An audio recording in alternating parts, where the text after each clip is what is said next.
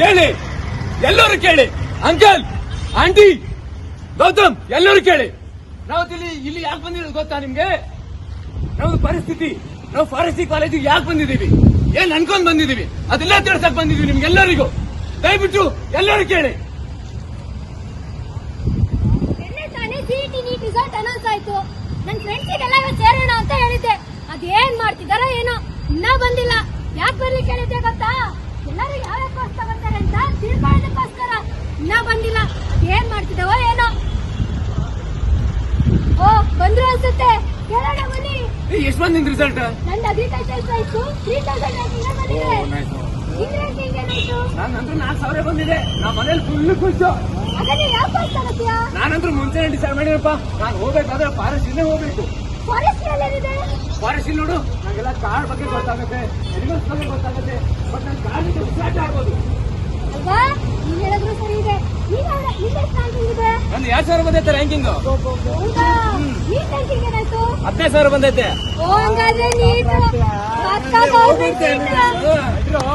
ಎಲ್ರು ಎಂಬಿಬಿಎಸ್ ಮಾಡ್ತಾರಲ್ವಾ, ಅದೇ ರೋಗಿಗಳ ನೋಡಿ, ರೋಗಿಗಳನ್ನು ಕಾಪಾಡೋ ಡಾಕ್ಟರ್ ಆಗಿರ್ಬೋದು. ಆ ಡಾಕ್ಟರ್ ಕೂಡ ಮನುಷ್ಯನ್ ತಾನೆ ಅವನು. ಈ ಮನುಕುಲವನ್ನು ಕಾಪಾಡೋದು ಗೊತ್ತಾ, ನಮ್ಮ ಪರಿಸರ, ಅದನ್ನು ಸಂರಕ್ಷಣೆ ಮಾಡೋಗೋಸ್ಕರ ನಾನು ಫಾರೆಸ್ಟ್ಗೆ ಹೋಗ್ತಿದ್ದೀನಿ. ನಂದ ನಿಮ್ಮಷ್ಟೇನು ಬಂದಿಲ್ಲ, 18,000 ಬಂದಿದೆ. ನನಗೆ ಏನ್ ಮಾಡ್ಬೇಕಂತ ಗೊತ್ತಾಗ್ತಿಲ್ಲ. ನನಗೂ ಫಾರೆಸ್ಟ್ ಮಾಡ್ಬೇಕಂತಾನೆ ಇಷ್ಟ, ಆದ್ರೆ ನಂಗೆ ರ್ಯಾಂಕಿಂಗ್ ಇಲ್ವಲ್ಲ. ನೀನೇನ್ ಮಾಡ್ತೀಯಾ? ನನ್ಗೆ ನೀವೆಲ್ಲ ಹೇಳಿದ್ ಕೇಳಿ ನಾನು ಫಾರೆಸ್ಟ್ ಹೋಗ್ಬೇಕಂತ ಅನ್ಕೊಂಡಿದೀನಿ. ನೀವ್ ನೋಡಿದ್ರೆ ಮೆಡಿಕಲ್ ಸೀಟ್ ನೇ ಬಿಟ್ಟು ಫಾರೆಸ್ಟ್ ಹೋಗ್ಬೇಕಂತ ಇದ್ದಾನೆ. ನೀನ್ ನೋಡಿದ್ರೆ ಫಾರೆಸ್ಟ್ ಬಗ್ಗೆ ಇಷ್ಟೆಲ್ಲ ಹೇಳಿದ್ಯಾ. ನೀವ್ ನೋಡಿದ್ರೆ ರ್ಯಾಂಕಿಂಗ್ ಇಲ್ಲ, ಆದ್ರೂ ಫಾರೆಸ್ಟ್ ಹೋಗ್ಬೇಕಂತಾನೆ. ನನ್ ರ್ಯಾಂಕಿಂಗ್ ಇದೆ. ನನ್ಗೂ ಕಾಡು, ಪ್ರಾಣಿ, ಗಿಡ, ಮರ ಅಂದ್ರೆ ತುಂಬಾ ಇಷ್ಟ. ನಾನು ಫಾರೆಸ್ಟ್ನೇ ಹೋಗ್ತೀನಿ. ಬನ್ನಿ ಹೋಗೋಣ.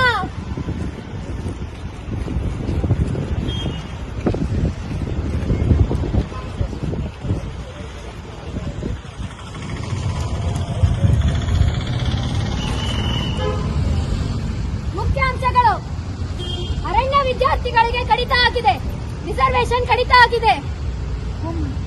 ಅಯ್ಯೋ, ನಮ್ ಸರ್ಕಾರದವ್ರು ಯಾಕೆ ಹೀಗೆ ಮಾಡ್ತಿದ್ದಾರೆ? ಎಲ್ಲ ಇವತ್ತು ನ್ಯೂಸ್ ಪೇಪರ್ ಓದಿದ್ರಾ?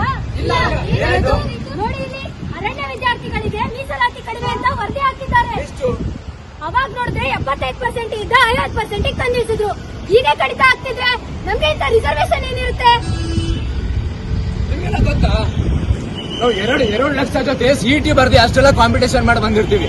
ಮತ್ತು ಅದರಲ್ಲಿ 2,000, 3,000 ರ್ಯಾಂಕಿಂಗ್ ಇರುತ್ತೆ. ಆದ್ರೆ ಇಲ್ಲಿ ಬಂದ್ ನೋಡಿ, 4 ವರ್ಷ ಕಲಿಬೇಕು, ಆಮೇಲೆ ರಿಸರ್ವೇಶನ್ ಇಲ್ಲ, ಏನೂ ಇಲ್ಲ. ನಾವು ಬಡ ಕುಟುಂಬದಿಂದ ಅಷ್ಟೊಂದು ದೂರ ಟ್ರಾವೆಲ್ ಮಾಡಿ ನಾವು ಈ ಪದವಿಯನ್ನು ಪಡ್ಕೊಳಕ್ ಬಂದಿರ್ತೀವಿ. 4 ವರ್ಷ ಪದವಿ ಮಾಡಿಸಿ ಉದ್ಯೋಗ ಇಲ್ಲಾರ್ದೆ ಎಷ್ಟೋ ಜನ ಬಳಲ್ತಿದ್ದಾರೆ ಈ ರಿಸರ್ವೇಶನ್ ಕಾರಣ.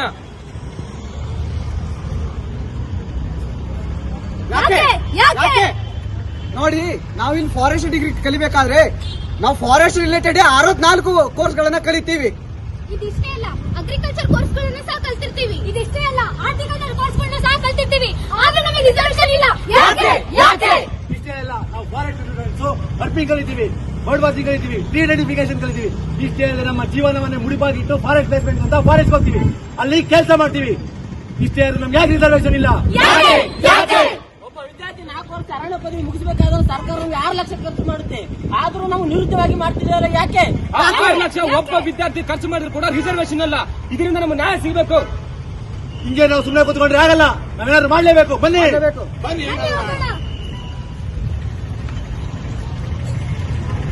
ನಾನು ಎಂಬಿಬಿಎಸ್ ಸೀಟ್ ಬಿಟ್ಟು ನಾನು ಫಾರೆಸ್ಟ್ ಎನ್ವೈರನ್ಮೆಂಟ್ ಅನ್ನು ಚೆನ್ನಾಗಿ ನೋಡ್ಕೊಳ್ಬೇಕಂತ ಬಂದಿದ್ದೀನಿ. ನಮ್ಮ ಮನೆಯಲ್ಲಿ ನಮ್ಮ ಅಪ್ಪ ಅಮ್ಮ ನನಗೆ ಸಾಲ ಮಾಡಿ ನನ್ನನ್ನು ಓದಿಸಿದ್ದಾರೆ. ಆದ್ರೆ ಈ ರಿಸರ್ವೇಶನ್ ನಾನು 4 ವರ್ಷ ಡಿಗ್ರಿ ಮಾಡಿದ್ರು ಕೂಡ ಮನೆಯಲ್ಲೇ ಕೂತ್ಕೊಳ್ಬೇಕು. ನಿರುದ್ಯೋಗದಿಂದ ಎಷ್ಟೋ ಕಷ್ಟಪಡುಗಳನ್ನು ಅನುಭವಿಸಬೇಕು. ಈಗ ಏನ್ ಮಾಡ್ಲಿ? ಅವರು ನನ್ನ ಅಪ್ಪ ಅಮ್ಮ ಎಷ್ಟೋ ನಂಬಿದ್ದಾರೆ. ನನಗೆ ಯಾವ ಮುಖದಿಂದ ನನ್ನ ಮನೆಗೆ ಹೋಗ್ಲಿ? ನಾನು ಸುಹಾಸ್ ಅಂತ. ನಾನು ಇಲ್ಲಿ ಅರಣ್ಯ ಶಾಸ್ತ್ರವನ್ನು ಓದುತ್ತಿದ್ದೇನೆ. ನಾನು 2nd ಇಯರ್ ಫಾರೆಸ್ಟ್ ಸ್ಟೂಡೆಂಟು.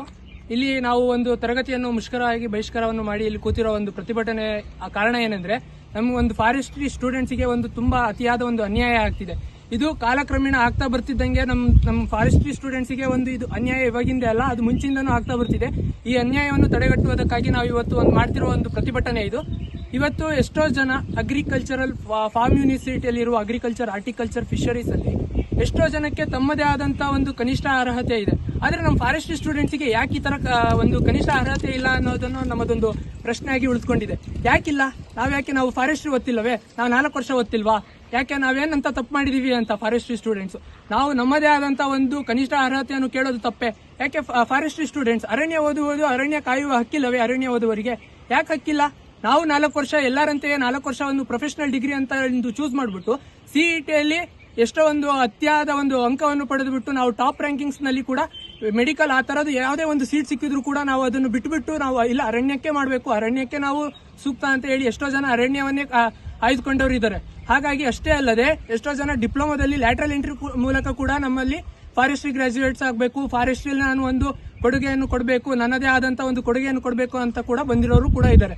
ಅಷ್ಟೇ ಅಲ್ಲದೆ ನಮ್ಮ ಎಷ್ಟೋ ಸೀನಿಯರ್ಸ್ ಕೂಡ ಇವಾಗ ಆಗಿರೋ ಒಂದು 6-7 ವರ್ಷದಿಂದ ಯಾವುದೇ ಒಂದು ಕೆಲಸ ಕಾರ್ಯದಲ್ಲಿ ಕರೆದಿಲ್ಲ. ಹಾಗೆ 2019ರಿಂದ ಕರೆದಿಲ್ಲ. ಯಾಕೆ ಕರೆದಿಲ್ಲ? ನಾವಂತ ತಪ್ಪೇನ್ ಮಾಡಿದೀವಿ? ನಾವು ಫಾರೆಸ್ಟ್ರಿ ಗ್ರಾಜ್ಯುಯೇಟ್ಸ್, ನಮಗೂ ಫಾರೆಸ್ಟ್ರಿ ಹಕ್ಕಿದೆ, ನಮಗೂ ಫಾರೆಸ್ಟ್ರಿ ಕಾಯುವ ಒಂದು ಹಕ್ಕಿದೆ. ಹಾಗಾಗಿ ನಾವೆಲ್ಲರೂ ನಮ್ದು ಒಂದು ಪ್ರತಿಭಟನೆಯನ್ನು ನಾವು ನಿಲ್ಲಿಸೋದಿಲ್ಲ. ನಾವು ಇವತ್ತು ತರಗತಿ ಮುಷ್ಕರ ಮಾಡಿಸಿದೀವಿ. ಇದು ಇಷ್ಟೇ ಅಲ್ಲ, ನಾಳೆ ಬೇಕಿದ್ರೆ ನಮಗೆ ಎಂತದೇ ಸವಾಲುಗಳು ಎದುರಾಗಲಿ ನಾವು ಬಿಡೋದಿಲ್ಲ. ನಾವು ಇದನ್ನು ಬೇಕಿದ್ರೆ ಅಮರಣ ಇದು ಸತ್ಯಾಗ್ರಹಕ್ಕೂ ಕೂರೋದಕ್ಕೂ ನಾವು ಸಿದ್ಧರಾಗಿದ್ದೀವಿ. ನಾವು ಏನೇ ಆಗ್ಲಿ, ನಾವೇನೇ ಬಿಡ್ಲಿ, ನಾವು ಹಕ್ಕು ನಮಗೆ ಸಿಗೋವರೆಗೂ ನಾವು ಬಿಡೋದಿಲ್ಲ. ನಾವು ಕೇಳ್ತಿರೋದು ನಮ್ಮ ಹಕ್ಕು, ಬೇರೆಯವ್ರ ಹಕ್ಕಲ್ಲ. ಇವತ್ತು ನಮ್ಮ ಹಕ್ಕು ನಮಗೆ ಸಿಗ್ಲಿಲ್ಲ ಅಂದ್ರೆ ನಾಳೆ ಬರುವ ನಮ್ಮ ಜೂನಿಯರ್ಸಿಗಾಗ್ಲಿ ಯಾರಿಗೇ ಆಗಿರ್ಲಿ ನಾವೇನಾಗಿರ್ತೀವಿ? ಏನೂ ಆಗಿರಲ್ಲ. ಅವರು ಕೂಡ ಇಲ್ಲಿ ಬರ್ತಾರೆ. ಫಾರೆಸ್ಟ್ರಿ ಮಾಡೋರಿಗೆ ಫಾರೆಸ್ಟ್ರಿ ಕಾಯುವ ಹಕ್ಕಿಲ್ಲ ಅಂದ್ಮೇಲೆ ಈ ಕಾಲೇಜ್ ಆದ್ರೂ ಯಾಕಬೇಕು? ಅದಲ್ಲವೇ? ಹಾಗಾದ್ಮೇಲೆ ನಮಗೆಲ್ಲರಿಗೂ ಒಂದು ನ್ಯಾಯವನ್ನು ಒದಗಿಸಬೇಕು ಸರ್ಕಾರ. ಇಲ್ಲಿ ಇರುವ ಸಚಿವರಾದಂತ ಶಾಸಕರಾದ ಪಣ್ಣಣ್ಣನವರು ಇಲ್ಲಿ ಬರಬೇಕು. ನಮ್ಮೆಲ್ಲರ ವಿದ್ಯಾರ್ಥಿಗಳ ಧ್ವನಿ ಒಂದೇ ಆಗಿದೆ. ನಮ್ಮ ವಿದ್ಯಾರ್ಥಿಗಳ ಎಲ್ಲರ ಧ್ವನಿಯನ್ನು ಅವರು ಕೇಳಬೇಕು. ಈ ಧ್ವನಿ ನಮ್ಮ ಸರ್ಕಾರದ ಅರಣ್ಯ ಸಚಿವರಾದಂತಹ ಈಶ್ವರ್ ಖಂಡ್ರೆ ಅವರಿಗೂ ಕೂಡ ಮುಟ್ಟಬೇಕು. ಇಷ್ಟಲ್ಲದೆ ನಾವು ಇವತ್ತು ಮಾಡ್ತಿರೋ ಒಂದು ಪ್ರತಿಭಟನೆ ಇವತ್ತು ನಮ್ಮದೊಂದು ಇತಿಹಾಸವಾಗಿರ್ಬೇಕು. ನಾವು ಮಾಡ್ತೀವಿ, ನಾವು ನಿಲ್ಸಲ್ಲ ಅಷ್ಟೇ. ನಾವು ಮಾಡೋವರೆಗೂ ಯಾವತ್ತಿಗೂ ಕೂಡ ನಾವು ಖಾಲಿ ಕೂರಲ್ಲ, ನಾವು ನಿಲ್ಸಲ್ಲ ಅಷ್ಟೇ. ವಿದ್ಯಾರ್ಹತೆ ಆಗಿರ್ಬೇಕು. ಇಲ್ಲ ಆಗ್ಲಿಲ್ವಾ? ನಮಗೆ ಫಾರ್ಮ್ ಯೂನಿವರ್ಸಿಟೀಸ್ ಅಲ್ಲಿ ಅಗ್ರಿಕಲ್ಚರ್, ಫಿಶರೀಸ್ ಹಾಗೂ ಹಾರ್ಟಿಕಲ್ಚರ್ ಅಲ್ಲಿ ಏನಿದೆಯೋ ಅದೇ ತರ ನಮಗೂ ಮುಕ್ತ ಅವಕಾಶ ಮಾಡ್ಕೊಡ್ಬೇಕು ಫಾರ್ಮ್ ಯೂನಿವರ್ಸಿಟೀಸ್ ಅಲ್ಲಿ. 2 ಹಾಗೂ ನಮ್ಮ ಸಚಿವರು ಹಾಗೂ ಶಾಸಕರಾದಂತ ಪೊನ್ನಣ್ಣನವರು ಇಲ್ಲಿ ಬರಲೇಬೇಕು. ಸಾಧ್ಯವಾದ್ರೆ ಮುಖ್ಯಮಂತ್ರಿ ಆಗ್ಲಿ ಅರಣ್ಯ ಸಚಿವರಾಗ್ಲಿ ಬಂದು ನಮ್ಮ ಧ್ವನಿಯನ್ನು ಕೇಳಲೇಬೇಕು. ಇಲ್ಲ ಅಂದ್ರೆ ಆಗೋದಿಲ್ಲ. ಹಾಗೂ ಅಷ್ಟೇ ಅಲ್ಲದೆ ನಾವು ಇವತ್ತೇನಿದೀವಲ್ಲ ವಿದ್ಯಾರ್ಥಿಗಳು 4ನೇ ವರ್ಷದಲ್ಲಿ ರಾವೆ ಅಂತ ಹೋಗ್ತೀವಿ. ಅದರಲ್ಲಿ ನಾವು ನಮ್ಮ ಜೀವವನ್ನೇ ಪಣಕ್ಕಿಟ್ಟು ಹೋಗ್ತೀವಿ. ಇದು ಯಾವ ಡಿಗ್ರಿಯಲ್ಲಿ ಆಗುತ್ತೆ? ಯಾವ ಡಿಗ್ರಿಯಲ್ಲಿ ಸಾಧ್ಯ?